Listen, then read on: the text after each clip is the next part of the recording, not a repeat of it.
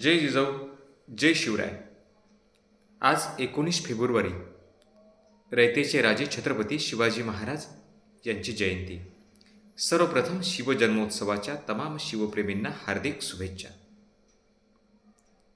19 February 1630ला शिवनेरीवर संध्याकाळी 6 वाजता छत्रपती शिवाजी महाराजांचा जन्म झाला.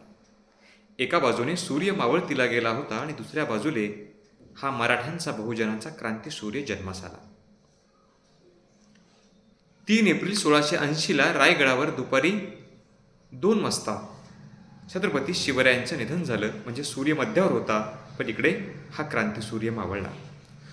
पुरं 50 वर्षाचं आयुष्य छत्रपती शिवाजी महाराजांना लाभलं, पण या 50 वर्षातला प्रत्येक श्वास मात्र छत्रपती शिवाजी महाराजांनी इथल्या लोकांच्या कल्याणासाठी, रयतेच्या कल्याणासाठी घेतला. राष्ट्रमाता जिजाऊंचे संस्कार आणि शिकवणूक, शहाजीराजे भोसले यांचं सुयोग्य मार्गदर्शन यातूनच स्वराज्याची निर्मिती झाली. छत्रपती शिवाजी महाराजांच्या स्वराज्यामध्ये 18 पगड जातींचे लोक संघटितपणे एकत्र आले होते. शिवरायांच्या स्वराज्यात आणि सैन्यात साळी, माळी, कोष्टी, धनगर, बंजारा, चर्मकार, मातंग, नवबौद्ध, शीख, मुस्लिम, कोळी, आगरी, भंडारी असे 18 पगड जातींचे लोक एकत्र होते.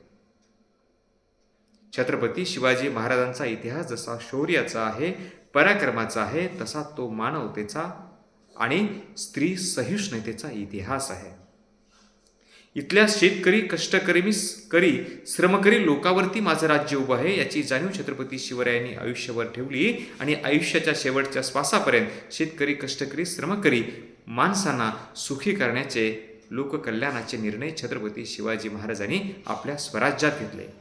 स्त्रीच्या केसालाही कोणाकडून धक्का लागणार नाही याची काळजी त्यांनी घेतली. इथला शेतकरी, कष्टकरी सुरक्षित होता, इथली स्त्री सुरक्षित होती आणि म्हणूनच छत्रपती शिवाजी महाराजचं स्वराज्य हे आजही जगाला प्रेरणा देत असतं.